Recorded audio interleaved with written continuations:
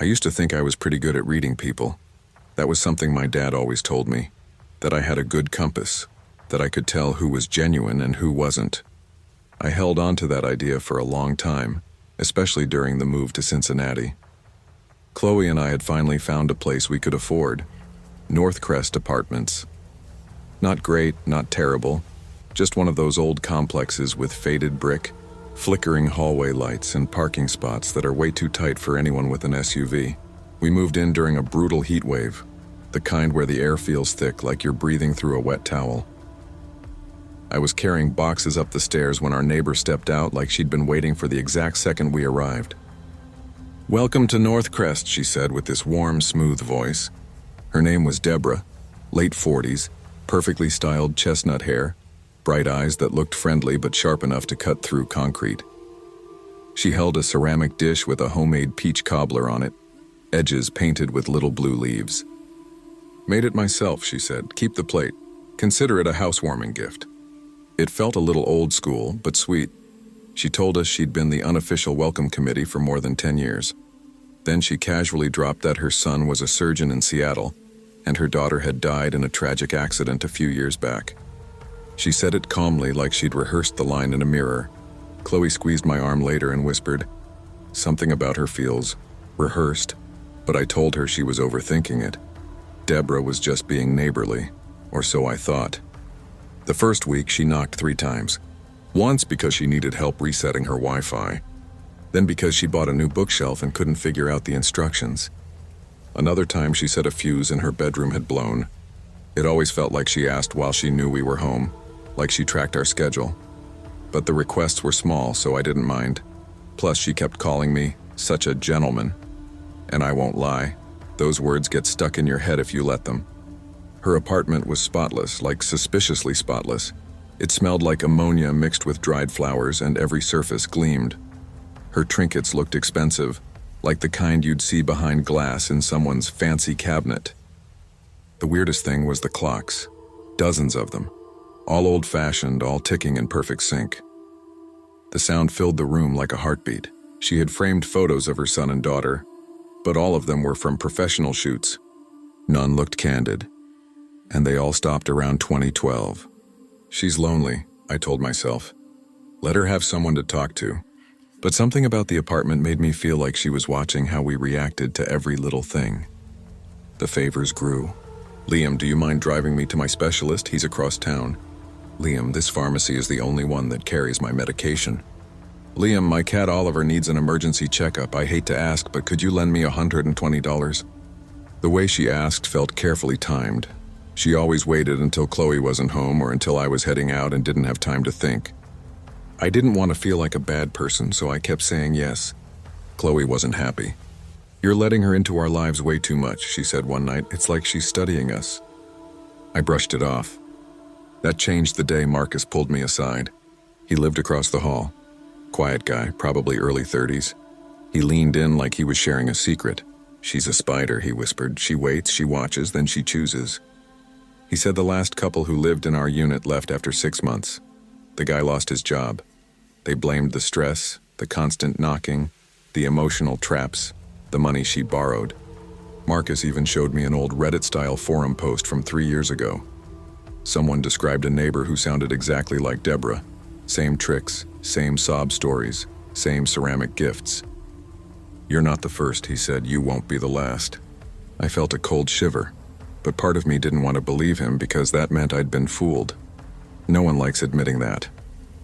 Things snapped the day she asked for $500 for a last-minute flight to see her sick brother. Chloe said no immediately. "I'm sorry, Deborah, but we can't do that." Deborah's whole face changed. "Oh," she said sharply. "It's a shame. I thought you were kinder."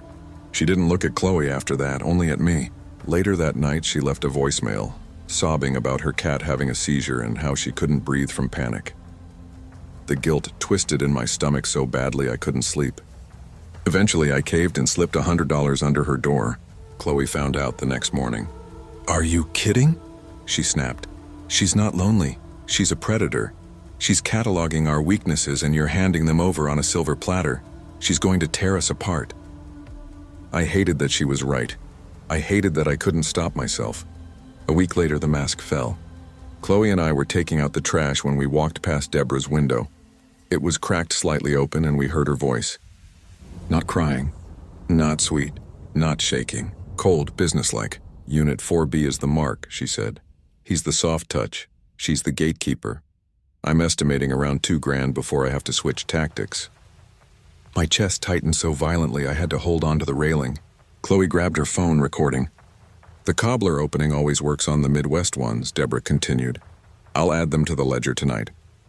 I felt nauseous. My hands wouldn't stop shaking. Chloe squeezed my arm, whispering, now you see it. That night we blocked her number, locked our door, and decided we were done. No more favors, no more talking. Her behavior didn't turn loud, it turned silent, and that was somehow worse. Every morning she stood near our car, pretending to check her mailbox. She never said a word, just stared with this calm expression that made my stomach twist. She slipped notes under our door. Never handwritten, always typed. I noticed your LinkedIn profile is outdated. Your mother's name is Patricia, right? She raised a very considerate son. I miss our conversations. I didn't sleep properly for days. I kept checking our peephole every few minutes, half expecting her face to be inches away. I started listening for footsteps, for the ticking of her clocks through the wall. I swear they got louder at night. Then she shifted her attention. A new girl moved into 4C, Haley, probably 19 or 20. We saw her carrying boxes while Deborah stood in her doorway with the exact same ceramic plate. I felt sick. Within a week, Haley avoided us completely. Chloe tried to warn her once, but Haley just glared and said, Deborah told me what you two did. You should be ashamed. Deborah had already gotten to her. The night she got arrested, everything felt surreal. It was the Tuesday before Thanksgiving. Cold wind, dead leaves piling near the parking lot. I was brushing my teeth when I heard sirens, first far away, then right outside North Crest. Chloe and I looked out the window. Unmarked black cars. A coroner's van. Officers talking quietly with clipboards. The kind of silence that feels heavy. We opened our door and saw neighbors filling the hallway murmuring. 2 detectives knocked on Deborah's apartment. She opened it slowly, wearing a sweater I'd never seen before, her hair slightly messed up. Ma'am, we need you to come with us, one officer said. Deborah didn't argue. She didn't cry. She barely blinked. While they walked her out, she looked directly at me. Not angry, not scared, just empty, like I was already forgotten. The whispers spread through the building fast. Her mother died last year. Prescription mix-up. No, they think it wasn't an accident. She had power of attorney. Insurance payout. My stomach dropped. It matched everything. Police spent 2 hours searching her apartment. They carried out bags of documents, boxes of mail with other people's names, and a locked laptop. Through her open door, I saw the closet they'd forced open. Behind it wasn't a clean space. It was a hoarder's nest of papers, old envelopes, binders, and spiral notebooks stacked to the ceiling. A detective came to talk to us the next day. He didn't share everything, but he showed us one thing on her laptop. The ledger. A massive spreadsheet color-coded with tabs for each apartment unit. Notes on every tenant. Jabi! Income estimate. Weaknesses. Family addresses. Relationship dynamics. Exploitation potential score. Our entry read, Liam, pathologically nice. Chloe, strong boundary setter, threat. Strategy, isolate Liam. My hands went numb. Chloe put her arm around me, but I barely felt it. They also found her bank statements, over $90,000 in savings. She didn't need the money. She wanted control. Maybe that was the scariest part. We broke our lease 2 weeks later, paid a huge fee to get out, moved to a secured building in Dayton, installed a doorbell camera, stopped talking to neighbors. Sometimes I still flinch when someone knocks. We follow the news, but Deborah's case never appears. Maybe she took a plea deal. Maybe it's still in progress. Maybe no one wants to dig deeper. But the part that sticks with me happened last month. I was in a hardware store grabbing paint samples when I passed a display shelf. My heart froze. Ceramic plates, the exact same design. Little blue leaves along the edge. I stood there for almost a full minute staring at them. I wasn't thinking about Deborah. I was thinking about Haley. She's still in North Crest, still in our old unit. And she still has that plate, and I don't think she knows what that means.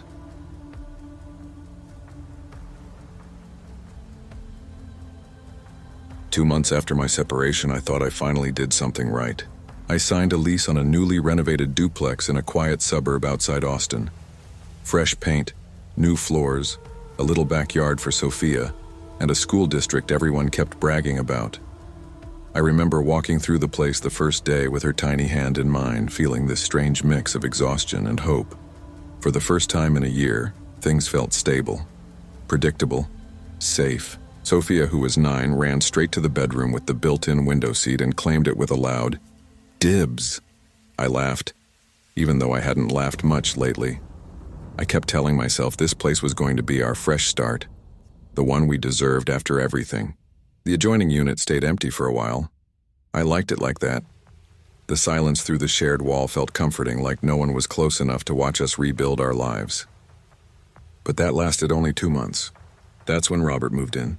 He pulled up one afternoon in an old beige sedan with mismatched door panels. I was unloading groceries when he stepped out. Late 40s, short salt and pepper hair, wiry frame.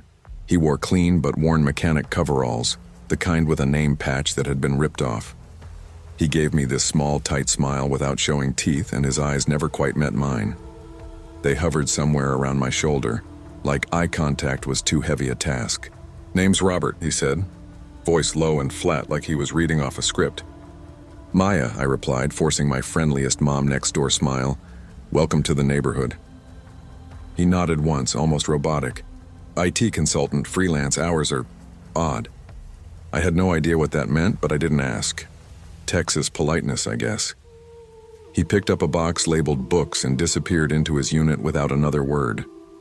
I should have just walked inside, locked the door, and trusted my gut. But back then, I didn't trust my gut about anything. I just wanted normal neighbors, normal days, normal problems. For a while, that's exactly what it looked like. The borrowing started with small stuff. First, he asked for a socket wrench because his was in storage. Then a stepladder because he lost one of the bolts. A few days later, a power strip because these outlets are wired weird. Every time he returned something, it was better. The wrench came back oiled. The ladder's wobbly leg was somehow perfectly tightened. The power strip? He'd zip-tied the cord so neatly it looked brand new. I told myself he was just handy, a mechanical fix-things type. The kind of neighbor suburban moms on Facebook were always begging for. But something about the way he'd step just a little too close, or how he'd glance inside my house like he was studying it, left a small knot in my stomach. Things changed slowly, almost invisibly. One night around 8 p.m., I got home from a long shift at the clinic. As I pulled into the shared driveway, Robert stepped out of his unit at the exact same moment. Not before, not after, like he'd been waiting. "You're home late," he said. I gave an awkward laugh. "Yeah, long day." He pushed his hands into his pockets, rocking slightly on his heels. "You work late Tuesdays, not Thursdays." I blinked. Yeah, I guess." He nodded like he'd confirmed something important. The next request came 2 days later. He knocked on my door at 9:30 p.m. holding his phone charger. "My model's obsolete," he said. "Doesn't fit right. Mind if I borrow yours?" Something in me tightened. Borrowing tools was one thing. Borrowing personal electronics felt different. "I actually need mine," I lied. He didn't argue. He just stared for a second too long before mumbling, "Okay," and walking back across the porch. But the worst request came a week later. He asked to borrow my laptop. "Just for 10 minutes, he said. "Building Wi-Fi's messing up, want to run a diagnostic and compare." I didn't even try to hide my discomfort. "No, sorry, I can't." For the first time, his expression changed. The tight smile dropped. His jaw flexed. For a split second, he looked annoyed, or insulted, or both. Then he said, "You're careful, that's good," and walked away. That night I couldn't sleep. I lay in bed thinking about his tone, the way he said it like he already knew more than he should. The first thing that went missing was Mr. Hops, Sophia's stuffed rabbit she had since she was a toddler. She cried herself to sleep that night. I searched everywhere. Under the bed, in the laundry basket, behind the couch. Nothing. The next morning, as I was packing Sophia's lunch, I glanced out the kitchen window. Mr. Hops was sitting on the backyard swing, perfectly upright, facing the house. My first thought was that Sophia had put him there, but she swore she hadn't, and she looked genuinely scared. I told her maybe the wind had blown him outside somehow. But even as the words came out, I knew how stupid I sounded. A few days later, I noticed my kitchen cabinets looked wrong. Coffee mugs were on the opposite side of the coffee maker. The plates were stacked differently. The cereal boxes were swapped around. Nothing missing, just changed. I started questioning my own memory. Had I reorganized and forgotten? Was stress messing with me? But then the thing with the photo happened.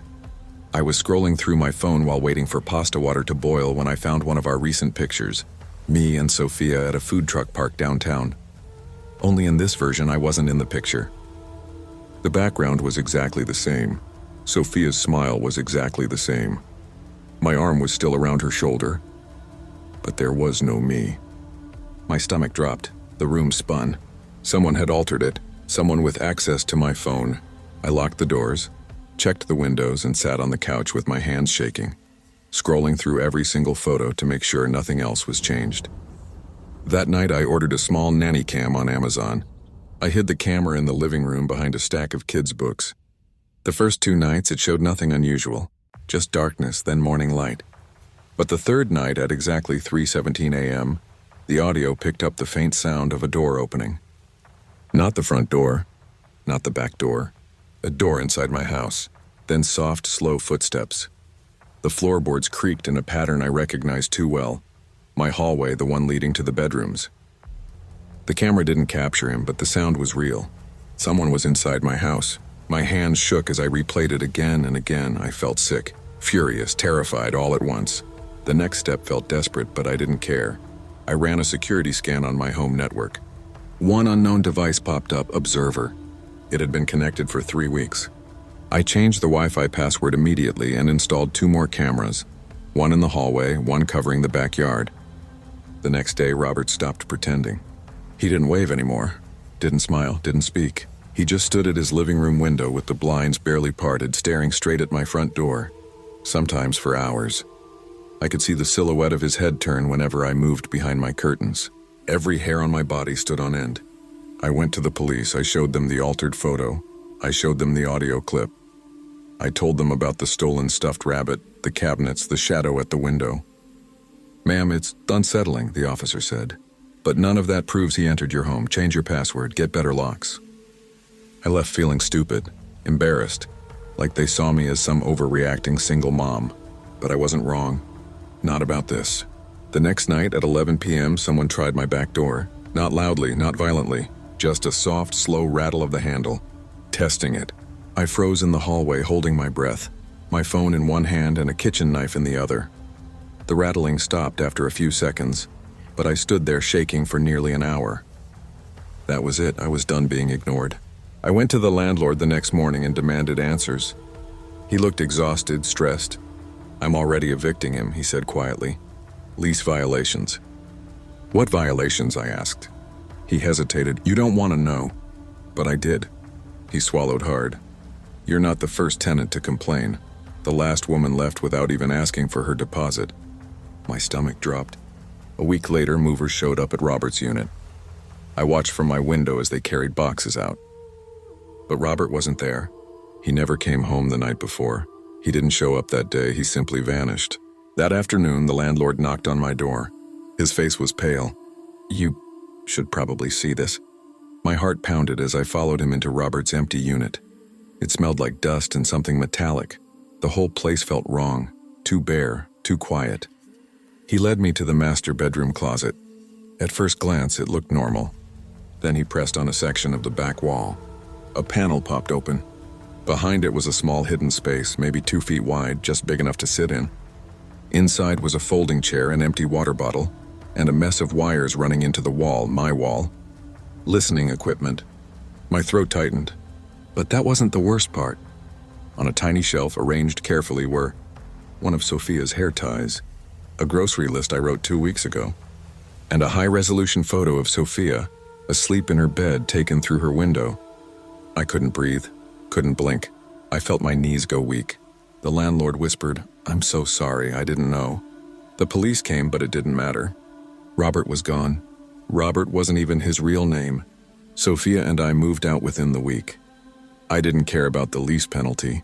I didn't care about the cost of the new apartment with its guards and coded elevators. I just needed walls that hadn't been listened through. I needed to sleep without imagining soft footsteps in my hallway. But the worst part is, and the fear didn't stay behind. I check Sophia's room 4 or 5 times a night. Every tiny sound jolts me awake. Sometimes I dream about standing in my kitchen and seeing a shadow behind the crack of a door. Sometimes I dream about that hidden space in the wall, the folding chair, the photo of Sophia. The police never found him. No one even knows his real name. And sometimes, when I'm lying in bed at night, listening to the faint humming of the building's AC, I get this feeling deep in my chest, a cold, twisting certainty. He wasn't just in our house. For those months, he was a ghost in our lives. And ghosts don't need an invitation to come back.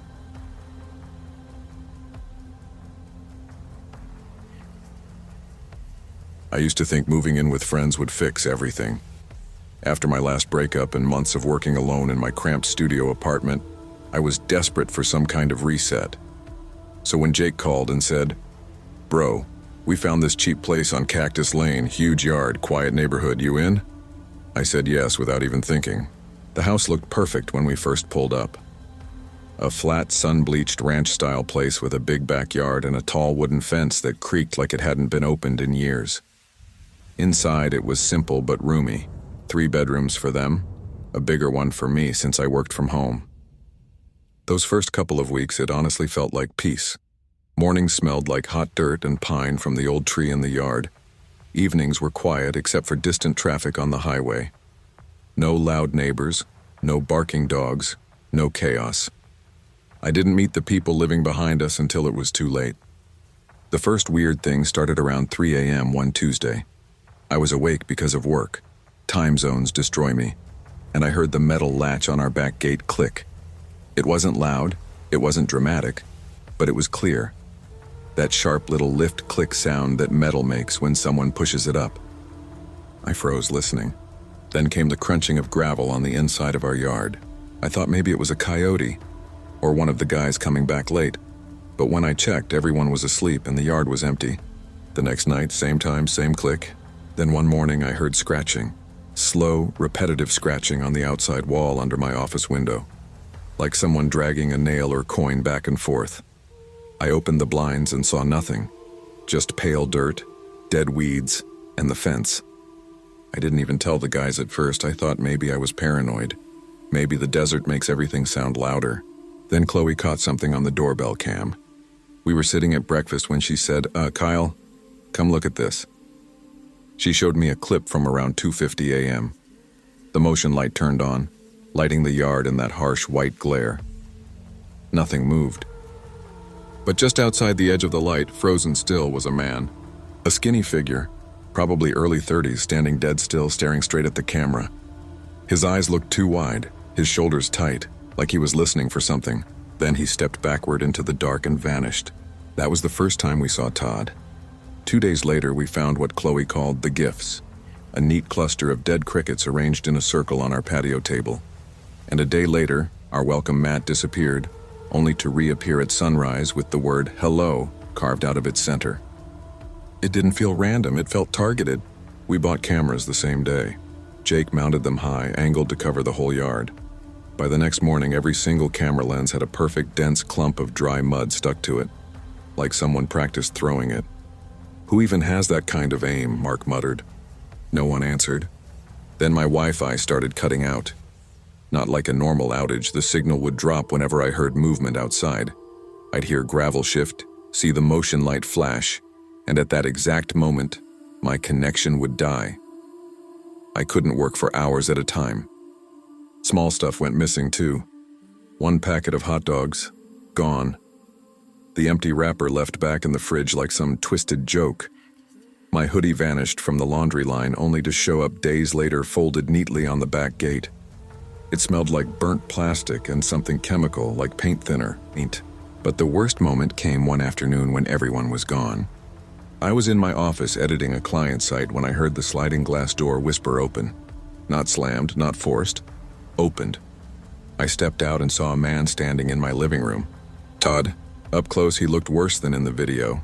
Skin stretched tight over sharp cheekbones, eyes darting around like he was tracking invisible insects. lips cracked and twitching.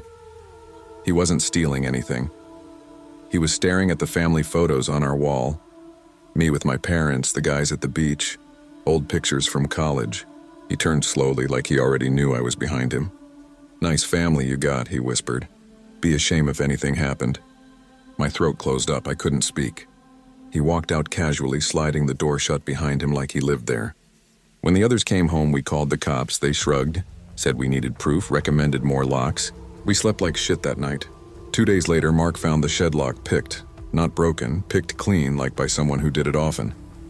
He called us out, voice shaking. Inside the shed was a setup that made my skin crawl. My hoodie, Chloe's missing earbuds, Jake's sunglasses, a few forks from the kitchen, all arranged in a weird, circle-ish pattern around a stack of used syringes. In the middle was a journal, dozens of pages filled with shaky handwriting, our names scribbled again and again, notes like, "Kyle stays inside, always watches me. Girl is alert, she sees me. Water poisoned, they think I don't know, they know I know." There were drawings too, stick figures in our windows. I didn't sleep the entire night. We decided to confront them. Ray, the uncle, opened their door after 5 minutes. He barely looked human, sunken cheeks, cracked lips, a blank, hollow stare. Behind him, I could see piles of junk, stacks of old electronics, foil on the windows, people sprawled on dirty mattresses like they hadn't moved in days. "We found your journal," Mark said, holding it up. Ray blinked slowly. "Todd writes things when he's nervous." Todd appeared behind him, jittery, sweating, eyes darting like he was tracking shadows. "You're poisoning our water," he hissed. "I know the signs." Jake scoffed. "What signs?" Todd pointed at our garden hose lying in their yard. "You first," he said, "if it's safe." No one moved, no one breathed. We walked away after that. I think all of us knew things wouldn't stay quiet. It started with glass shattering. I was in the kitchen when a burning bottle exploded through my office window. Flames shot up the curtains instantly. Jake yelled for water. Mark grabbed towels. Chloe screamed my name from the hall. As we scrambled to put it out, the backyard lit up bright orange. I ran to the sliding door and froze. Our shed was on fire, not just burning, engulfed. Todd was shirtless, spinning in circles, throwing our patio chairs into the blaze while laughing like it was a joke. The fire lit up his face, making his eyes look wild and empty. Ray stood beside the cut garden hose, flicking a lighter open and closed, staring at the flames with no expression at all. Behind them, more people poured out of their house, shadowy figures grabbing anything they could from our yard and running. "Call 911!" Jake shouted. But my phone had no signal, jammed again. By the time the fire trucks arrived, the office was ruined. The shed was a skeleton. The fence charred black. The fire chief took one look at the shed and said, "There are chemicals in there. You guys need to stay away." Police surrounded the neighbor's house. Then SWAT came. They found everything the rumors hinted at: a meth lab, stacks of stolen mail and IDs, weapons under dirty blankets, even notebooks filled with names of people on our street. We were told our yard had to be treated as a biohazard site. We moved out 3 days later. Our group didn't stay together after that. Too much had happened. Too many nights lying awake listening for sounds that weren't there. Chloe moved in with her sister. Jake found an apartment near work. Mark left the state entirely. I chose a high-rise apartment downtown way above street level. No yard, no fence, no back gate. A year later, I drove down Cactus Lane just to, I don't even know, maybe to convince myself it was over. Both houses were still standing. Blackened marks on the fence, empty windows staring out like dead eyes. Weeds up to the waist. Nothing moved. But even now, I still wake up around 3 a.m. Not because of noise, because I expect to hear the latch click. My brain still tells me someone might be in the yard. Someone might be watching. Someone might be waiting. I don't check the locks anymore. I just go to the window and look down. Because once you've learned that the worst danger doesn't come from dark alleys or strangers on the street, but from the house right behind your own, you never really stop looking.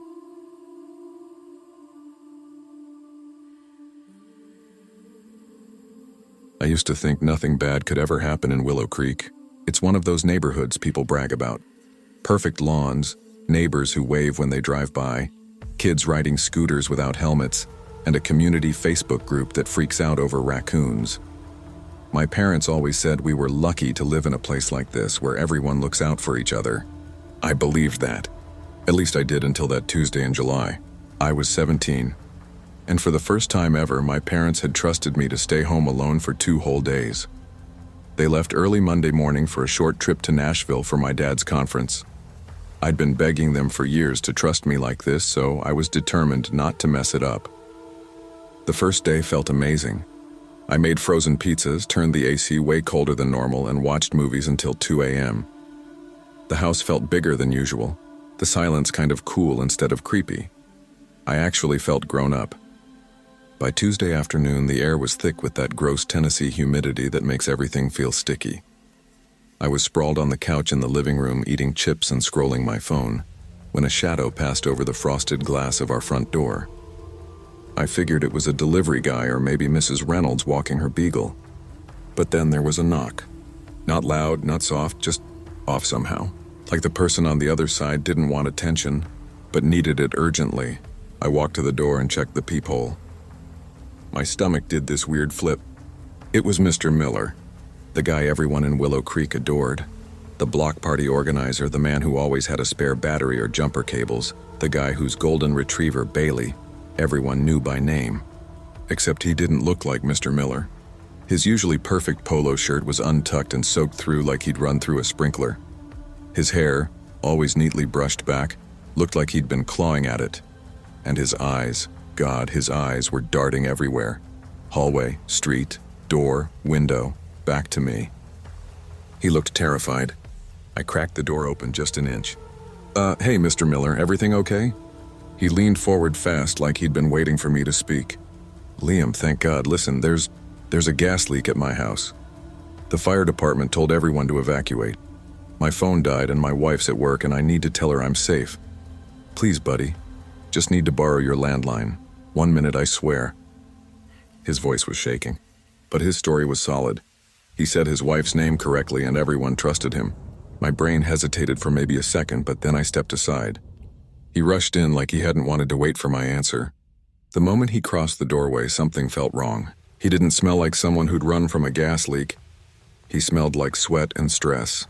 "Phone's in the kitchen," I said, trying to keep my voice steady. Right, he muttered.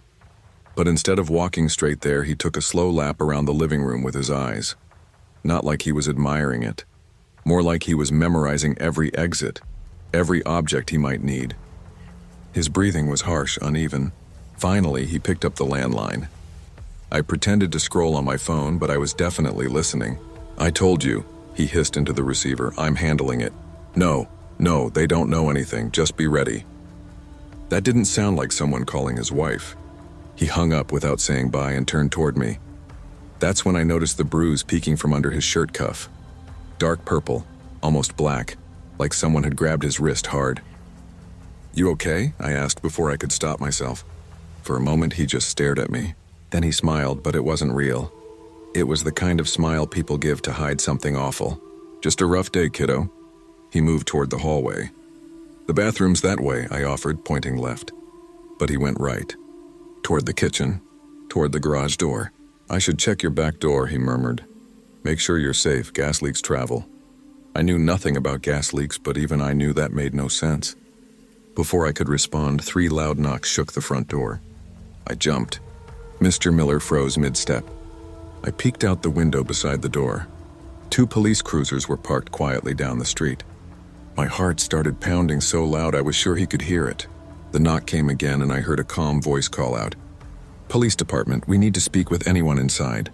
Mr. Miller's entire face drained of color. He grabbed my arm hard enough to hurt and pulled me close. "They're not here to help me," he whispered, his voice trembling. "You don't understand. If they take me, my family is dead. They've been paid off. You have to make them leave, please." I tried pulling away, but his grip only tightened. "I'll stand right out of sight," he said, dragging me toward the hallway corner. "You answer. You tell them you haven't seen me." He stepped back, disappearing into the shadow near the kitchen, but I could feel him behind me, watching, listening, waiting. My hands were shaking as I opened the front door just enough to see the 2 officers. Sergeant Evans was older, calm, the type of guy who probably broke up high school fights by just raising an eyebrow. Officer Reyes looked younger and sharper, like he analyzed everything at once. "Afternoon," Evans said. "Son, we're looking for David Miller, lives 2 houses down. Have you seen him today?" My mouth went dry. I lied. "No, sir, I've been home all day, haven't seen him." Reyes narrowed his eyes a little. "Your parents home?" "No," I said too fast. They're away. They told me not to open the door for anyone." Evans nodded slowly. "Smart rule. We just need to speak with Mr. Miller about a serious incident at his firm. Nothing you need to worry about." My muscles tensed. Behind me, I could hear the faintest shift of weight on the floorboards. He was listening to every word. Evans handed me a card. "If you see him, call this number immediately." "Yes, sir." "You sure you're okay?" Reyes asked quietly. "Yeah," I lied again, "just nervous." They watched me for another long second, then stepped back and returned to their cruisers. I waited until the car doors shut and the engine started before I even breathed. Then I turned. Mr. Miller stepped out of the shadows. The friendly neighbor mask was completely gone. His face looked hollow, desperate, and something else, and something cold. "I need your bike," he said. Not asked, ordered. "And you will wait 10 minutes before you call anyone. If you value your family, you will do exactly what I say." My legs felt numb. I couldn't think. I just nodded. He slipped through the back door, crossed our yard, and vanished into the thin strip of woods behind the subdivision. No wave. No thank you. Just one last look, a look I still don't fully understand. Part warning, part relief, part threat. I set a timer for 10 minutes and stared at the glowing digits on my phone the entire time. Every second stretching painfully slow. When it ended, I didn't call my parents. I dialed Sergeant Evans directly. They found Mr. Miller 6 hours later at a remote trailhead 15 miles away. He'd tried to get into a parked car. My bike was ditched in a ditch nearby. The official story was embezzlement, but that didn't explain the bruise, or the phone call, or the panic, or the "they're paid off" whisper. People whispered about darker things, offshore accounts, dangerous connections, maybe someone he'd crossed. No one ever confirmed anything. The Miller family moved out within days. Their house sold fast with no yard sign, no open house, just gone. I should have felt relieved. But the thing is, once you see someone crack open like that, someone everyone trusted, you can't unsee it. Willow Creek didn't feel safe anymore. It felt fragile. Like the nice lawns and friendly waves were just decorations over something you weren't supposed to notice. I started paying attention to tiny things. Voices that sounded too tense, people glancing over their shoulder, cars driving a little too slow. I started locking doors even when I was just taking out the trash. Last week, a new family moved into the Miller's old house. They seemed normal, smiling, friendly, waving when they carried boxes inside. But when I saw them unloading furniture, that same cold knot formed in my stomach. Because now I know something I didn't know before. The scariest people aren't strangers. They're the ones you think you already figured out.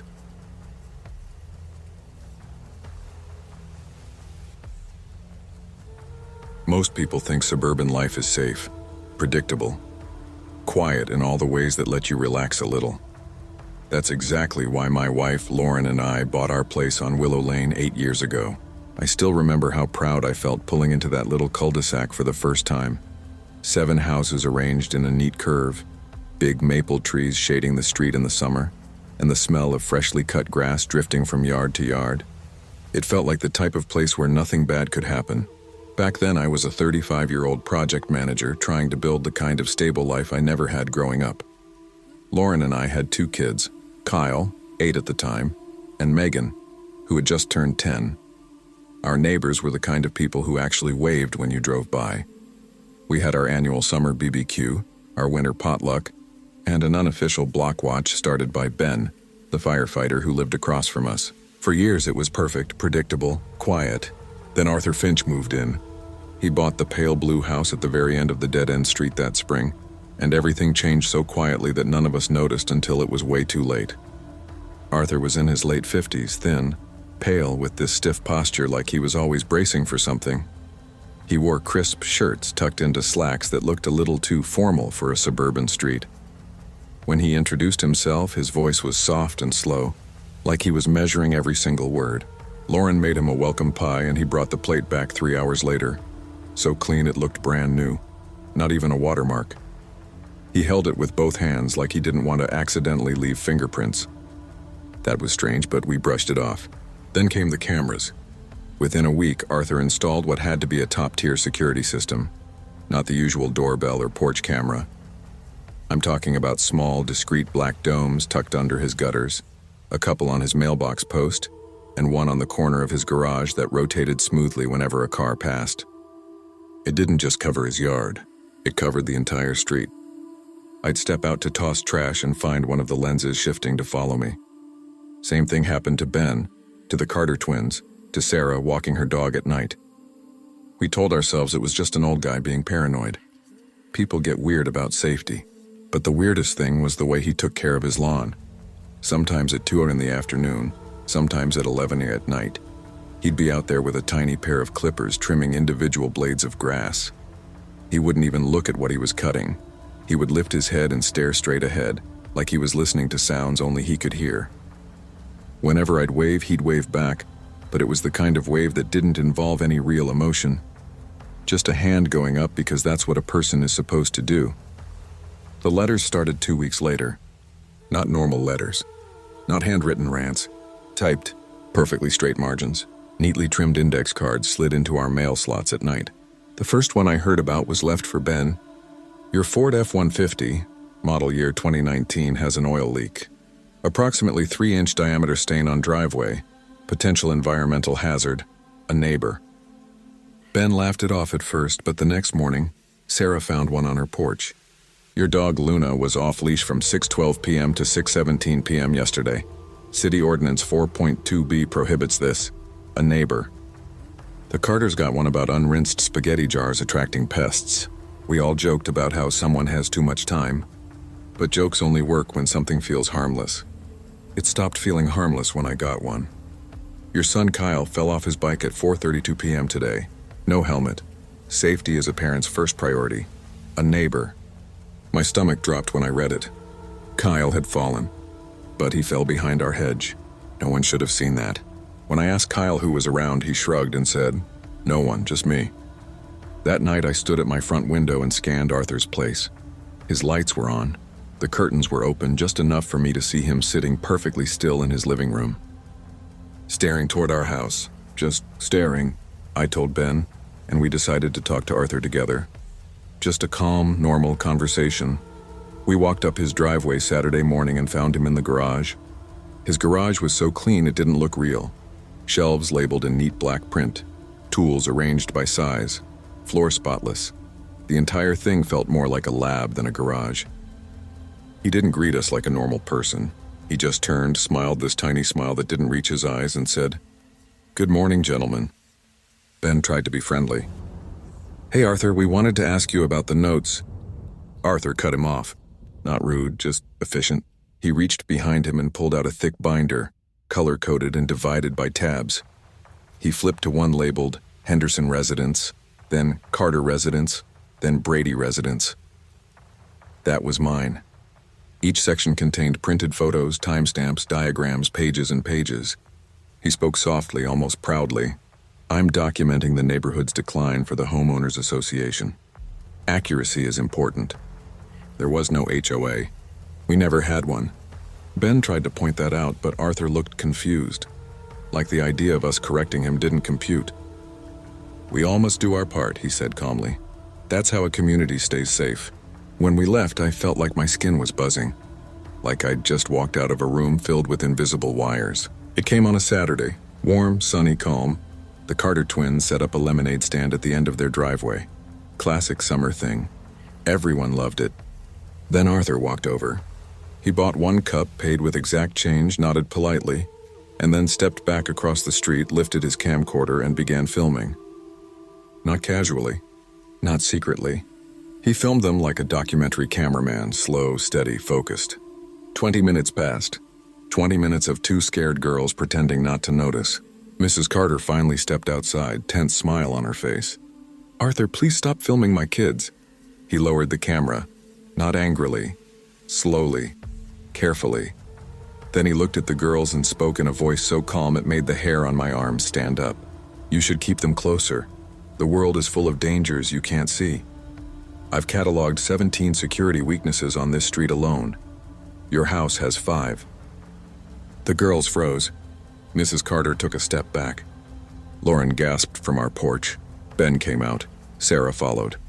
Mr. Henderson opened his door.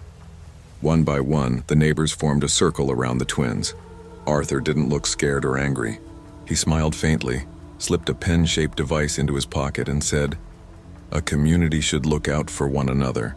I'm just doing my part." Then he calmly recited the license plate number of every car on the street without looking at a single one. We called the police. Phase 4, the depths of surveillance. Arthur didn't resist. He didn't argue. He just handed the officers a small USB drive and said, "This contains context." As they walked him toward the patrol car, he glanced at me. Not my face, my eyes. "Lauren likes to sit in the sunroom between 2 and 3. The light is very flattering then. You should take a picture sometime." My heart dropped so fast I felt dizzy. He'd been watching inside my home. What the police found. I wasn't there when they searched his house, but the sergeant came by later to explain. His basement had a dedicated server, terabytes of footage from hidden cameras. Cameras in fake tree stumps, cameras in hollowed-out utility boxes, cameras disguised as stones on the sidewalk. He had dossiers on every family trees, work schedules, vehicle registrations, grocery lists he pulled from recycling. The worst part wasn't the files. It wasn't even the footage. It was the blueprint. Pinned to his study wall was a full architectural map of our cul-de-sac. Every house marked with notes, daily patterns, routines, blind spots. And next to it, a ledger titled, "Community Scenarios." Not threats, not plans. Hypotheticals. Scenario 12, power outage. How long until the Carter generator fails? Scenario 17. If the Anderson dog is removed, what is their backup security measure? Scenario 4. Latch failure on Henderson side gate. Vulnerability window 3.5 minutes. He didn't want to attack us. He wanted to predict us, like we were pieces on a board game he was studying. Arthur was charged with stalking, illegal surveillance, privacy violations. They said he was a fixated observer, someone who watches because watching makes them feel safe. Safe, that word has never felt the same. The Carters moved away before the end of summer. The for sale sign stayed up for months, leaning a little more each week. The rest of us stayed, but we weren't the same. We installed cameras. We locked our gates. We peeked through blinds before stepping outside. The annual BBQ, canceled indefinitely. Arthur's blue house sits empty now. He's gone, but the security system he installed is still running. Every night, those little camera lenses blink in the dark, as if they're still watching. Sometimes I lie awake and wonder what he wrote in the scenarios he didn't finish. What patterns he noticed that we still haven't realized. And sometimes when I walk past his driveway, I swear one of those cameras tilts a little, following me, learning me, just like he did.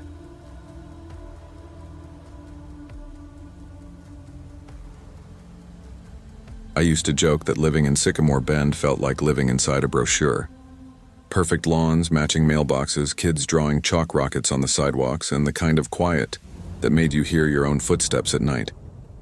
Claire and I moved there 6 years ago after I started getting steady electrician work around Chesterfield.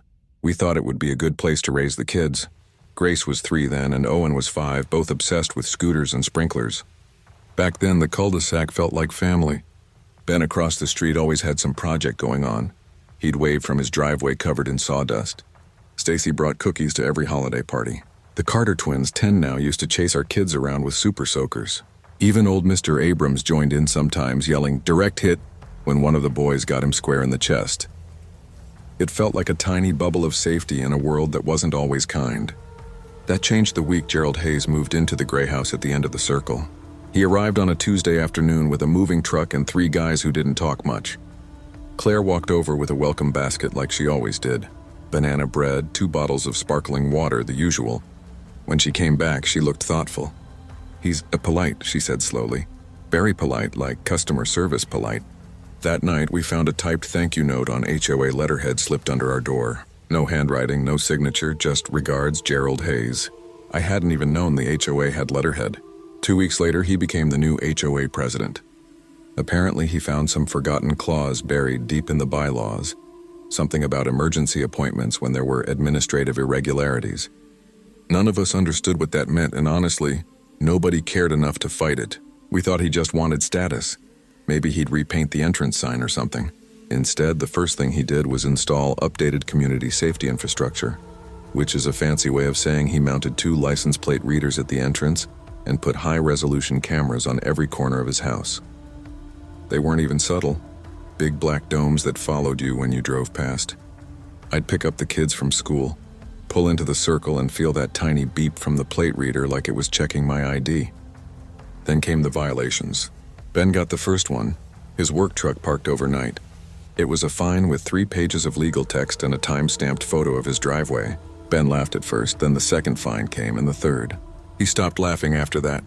Stacy got cited for her wind chimes. Unauthorized decorative noisemaker. I didn't even know that was a rule. The Carters got a warning that included a diagram, an actual diagram, showing how their recycling bins were visible from the street. Like someone had stood there and measured the angle. Mr. Abrams, who'd lived there for 20 years, received a notice telling him to remove his tomato plants. Non-conforming vegetation. He stared at it for a long time before saying quietly, "Those seeds came from my wife's garden. She planted the first ones in 1984. I wanted to believe this was just a power trip. Some people got weird with rules, but then I got a violation that made something cold slide down my spine. It said, "Excessive porch light lumens. See attached documentation." But the photo attached wasn't taken from the street. It was taken from somewhere inside my yard. It was angled downward, like someone had walked right up onto my porch and pointed a camera through the railing. I showed Claire. "He's been on our property," she whispered. My chest tightened. I kept thinking about every time I'd heard leaves crunch outside at night. Every time the dog barked at nothing. The next violations were even scarier. They listed details nobody should know. Child's red Trek bicycle left at property line for 2 hours, 14 minutes. Unsecured side gate observed 3 times this week. Vehicle departure at 6:17 a.m. Noise exceeded recommended threshold. Each note was more personal, more invasive. He wasn't just watching us. He was tracking us. Finally, Ben snapped and said, "We're going over there now." I didn't want to, but I also didn't want Ben to go alone. Gerald opened the door instantly, like he'd been standing behind it waiting. He invited us in with that weird, calm voice he always used. The voice that made everything sound like a customer survey. His home office looked like a command center. 4 big monitors on the wall, each showing feeds from different cameras around the cul-de-sac. Not just his cameras, angles I didn't recognize. Side yards, mailboxes, sidewalks, places he shouldn't have access to. He wore latex gloves as he went through his filing cabinets. He pulled out folders with our names on them, thick folders. He flipped through mine like it was a medical chart. "You two represent different categories of non-compliance," he said, smiling a little. "Ben, your violations are structural. David, yours are behavioral. Both are indicators of community decay. I'm simply doing my job." Ben swore under his breath. Gerald ignored him. "I should note that the HOA bylaws include a clause allowing the board to compel the sale of a home under certain conditions. It's been useful in other communities." For a second, I thought I'd misheard him. Compel a sale, take our homes. My stomach twisted. "Is that a threat?" I asked. He shook his head. "It's a regulation." We left before we said something we couldn't take back. My hands were shaking all the way home. Things got worse the next week. One afternoon, the Carter twins were playing basketball in their driveway. The ball bounced once onto Gerald's lawn, just once. Gerald didn't come out yelling. He didn't spray a hose. He walked out holding a camcorder in one hand and a decibel meter in the other.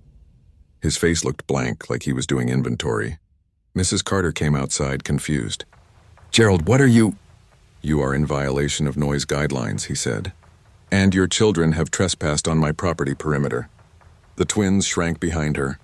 She tried to laugh it off. "Kids play basketball, Gerald. It's normal." He lowered the camera and his voice dropped so low that only we nearby neighbors heard it. "Their school bus arrives at 7:42 a.m. It is a 73-second walk from your front door. That is 73 seconds without direct adult supervision. The HOA is obligated to report safety hazards to the proper authorities." Her face drained of color. Everyone in the cul-de-sac stepped out of their homes. Not to yell, not to argue, just to stand there and witness. Because in that moment we all understood something awful. Gerald wasn't crazy. He was methodical. He was using the rules like weapons. The police were called that evening, but Gerald was the HOA president filing a complaint. He had documents, photos, timestamps. He was polite, organized, and calm. That made him more believable than any of us. As the officers tried to keep things civil, Gerald looked at me and said quietly, "Claire prefers the back left burner on the stove, and your front gate only opens smoothly if you lift it 2 inches. I've prepared a full maintenance report for the next owner." My skin crawled. How long had he been watching us? How close had he gotten? How many times had he walked around our house while we were sleeping? 2 days later, the police came back, this time with a warrant. What they found in Gerald's basement made my stomach flip. He had a full server rack storing years of footage, hidden cameras inside the streetlights, files on all of us, work schedules, medical records he'd pieced together from shredded mail, notes about arguments overheard through open windows. And in the middle of the room was a scale model of Sycamore Bend. Our houses were labeled compliant, non-compliant, and for removal. The kids' figurines weren't marked with X's. They were in a separate box labeled acquisition. Gerald was arrested, but the charges were complicated. Cyber stuff mixed with stalking, mixed with weird HOA legal loopholes. His case dragged on, and every court date made the news for a day. Then it faded. But the fear didn't. The Carters moved away within months. Their house was bought by some LLC with a mailbox in Delaware. We still don't know who actually lives there now. The HOA fell apart after that. No one wanted to touch the rules after seeing what Gerald had done with them. But the damage was already inside us. The neighborhood stopped feeling like family. People lowered their blinds more often. Conversations got shorter. Everyone wondered who might have been helping Gerald or who might have known and stayed quiet. A year later, the gray house sold again. The new family seems nice. They wave when they walk their dog. They brought over cupcakes last Christmas. But I can't look at that house without feeling something twist in my chest. I installed cameras around our property, every angle covered. Sometimes I catch myself checking them at 3 a.m., heart pounding, convinced I'll see someone standing too close to the house. Maybe that's the worst part. Gerald didn't just watch us. He turned us into watchers. He taught us how easy it is for a quiet street to become a place you don't trust anymore. And most nights I catch myself staring at the gray house and thinking, if someone like him moved in again, would I even notice before it was too late?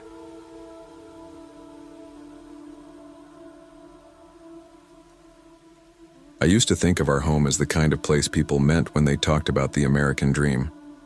A quiet street lined with old maple trees, neighbors who waved when you drove by, the smell of grills firing up on weekends. Our house sat on a little rise overlooking a backyard that felt like its own world. A creek at the edge, a treehouse I built with my dad before he passed, and a shed that had so many dents and scratches it felt alive with memories. For years that was enough for me. I didn't need more. I had Sarah, who ran a high school like a ship captain steering through storms, and our kids, Liam and Chloe, who turned the backyard into their personal kingdom. Even with my job in data security, long hours, stressful days, I always felt grounded the moment I stepped onto our porch. I didn't realize how fragile that sense of safety was until I came home one Tuesday evening and found Rob Thorne waiting on my front steps. He wasn't knocking. He was just standing there, hands behind his back, watching my car pull into the driveway like he'd been timing it to the minute. I'd seen him around, 4 houses down in that sharp-edged glass and concrete mansion that looked like it had been dropped onto the block from a different planet. He always struck me as the type of guy who bought everything twice, just because he could. "Mark," he said as soon as I stepped out of the car. "Evening." I didn't remember ever telling him my name. He smiled like he expected me to invite him in. Before I could say anything, he lifted a sleek black box in one hand. "I brought something to share," he said. Inside was a bottle of whiskey with a label I didn't recognize, the kind you don't find in a normal store. I should have said no. I should have asked him why he was on my porch before sunset. Instead, I let him in. We sat in the living room while the afternoon light faded. He talked in this smooth, controlled voice like every word was chosen ahead of time. After a few minutes, he reached into his briefcase and pulled out a tablet. "I'll get straight to it," he said. "I want to buy your home." I laughed at first. Then he slid a number across the screen. It wasn't an offer. It was an insult disguised as generosity, so high it made my stomach twist. And it wasn't just for our house. It was for ours and both neighbors between us. 3 homes, 1 massive property he called a private compound. "I know your basement is unfinished," he said casually. 940 square feet, correct? And your interest rate is sitting at 4.6%. That's unfortunate. My skin prickled. He kept talking about Sarah's job, her stellar work revitalizing the drama program, which we'd celebrated with pizza at home, about my father's medical debt, which wasn't exactly public, about our retirement fund projections, which weren't great. It felt like he had reached into my life and held it in his hands. "I'm offering you freedom," he said, "a chance to upgrade, to move beyond this." He waved at my living room like it was a motel room. I told him we weren't selling. Not now, not ever. He didn't get angry. He didn't raise his voice. He just nodded slowly like he was examining a puzzle piece. "I finish what I start," he said softly. "Think it over." He left the bottle on the coffee table. That was the moment the house stopped feeling safe. The first few follow-ups were polite. Too polite. Rob stopped by again, but this time he brought 2 lawyers. He didn't ask anymore. He explained. He used phrases like asset liquidation and maximizing ROI, words that didn't belong in a neighborhood with swing sets and chalk drawings on driveways. Sarah told him to leave. He smiled at her like she was a child interrupting a meeting. By the 3rd encounter, he didn't bother with charm. He showed up at my office unannounced, walking into the lobby like he owned the building. My boss looked pale when he saw him.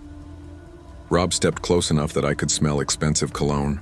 "I'm a man who finishes what he starts," he repeated quietly. "And I always get what I want. It's simply more efficient for everyone to cooperate." That night, every sound in the house made me jump. I double-checked the doors, then triple-checked. I lay awake imagining footsteps on the porch, a shadow in the backyard, someone walking across the creek in the dark. I kept telling myself I was overreacting. I wasn't. The first accident happened the next morning. I was taking the kids to school when the brakes on the SUV screamed and gave out halfway down Hillcrest Road. I yanked the wheel and scraped against the curb just to stop us. The kids were crying. I was shaking so badly I could barely call the mechanic. He said the brake lines looked old and worn, but they weren't old, not by a long shot. 2 days later, I found the treehouse tilting slightly. One of the main supports had been sawed nearly clean through. The cut was surgical, deliberate. Someone wanted it to collapse when the kids were inside. I don't remember much from that night except pacing the hallway, checking the windows, listening for anything outside. Footsteps, whispers, anything. Then the city complaints started. Anonymous reports about our shed threatening runoff integrity, about the creek posing a flooding hazard, about possible code violations related to construction. Every few days, another notice, another inspection, another stranger walking around our yard with a clipboard. And then came the CPS visit. The woman was kind, but her questions weren't. She asked about supervision, about the treehouse, about Chloe's bruised knee from soccer. She read from a typed report filed by someone who knew way too much about our family schedule. Every event, every accusation, it could all be dismissed as a misunderstanding, a coincidence, bad luck. But I knew better. The breaking point came after a weekend out of town. We returned Sunday night tired but happy, until we stepped inside. The house was locked, the alarm was armed, nothing was stolen. But everything was wrong. The photos on the mantle had been rearranged from oldest to newest. Sarah's books were sorted by spine color, creating this strange rainbow that made my stomach flip. Liam's stuffed animals were in a perfect circle on his floor, all facing the door. Chloe's dolls were sitting upright on her bed, hands in their laps, staring straight ahead. Upstairs on our bed was the original offer contract. My signature was on it, forged perfectly. A sentence was added in neat handwriting. "Your resistance is just a delay, not a denial." I remember sitting on the edge of the bed, shaking. My hands were cold even though the house felt warm. All I could think was, someone walked through this house, room by room, touching everything, stepping over toys, opening drawers, standing where we sleep. Sarah was terrified. The kids wouldn't sleep alone. I spent that whole night sitting in the hallway with a baseball bat, listening for any sound from outside. The next morning, I drove straight to Rob's mansion. I didn't plan it. I didn't think. I just walked up the driveway, ready to punch him, report him, beg him, something. He opened the door before I even knocked. "Mark," he said calmly, "let's talk." He led me to his office. It wasn't an office. It was a war room. A giant wall of monitors displayed things I recognized immediately. City permit databases, complaint portals, public records, property listings, social profiles. All automated, all active. He clicked one file open. Not a neighborhood file, a file on me. My father's debt, Sarah's school budget projections, our mortgage schedule, our retirement numbers, every vulnerability highlighted in red. "You're a data guy," he said. "You understand leverage. I'm not threatening your home. I'm offering you a way out of a lifetime of financial mediocrity." I walked out without a word. I don't remember driving home. I just remember the feeling, like someone had peeled back the floor beneath my life and shown me how easily it could all be taken. We tried fighting back. Cameras, locks, new passwords, none of it worked. Rob always stayed out of frame, always used others, inspectors, agencies, systems. And then the power went out one night. Every device in the house went black. When they came back on, our phones and laptops were wiped. On mine, a single file remained. Final offer, 48 hours. I sat in the dark staring at it until Sarah came in. She didn't cry, she didn't panic, she just said, "Let me try something." She spent 2 days on her computer, researching, digging, printing, shredding, writing. She barely slept. On the third day, she slid a thick folder across the table. "I sent this anonymously to his investors," she said, "and to the SEC. She'd found everything. His shell companies, his pressure tactics, the forged contract, the cyber attacks. She didn't frame it as revenge. She framed it as risk. Billions at risk." 72 hours later, a black sedan pulled up to his mansion. By the weekend, he was gone. We never cashed the check he left behind. Sarah framed it and hung it above the repaired treehouse. Sometimes at night, I stand at the back window and stare at the creek. Everything looks peaceful again. Normal. But I know better now. I know how easily someone can walk into your life and decide they deserve it more than you do. How thin the walls of a safe home really are. How quickly normal can fall apart. I know we won this time. But I also know we weren't the first family he targeted, and we won't be the last.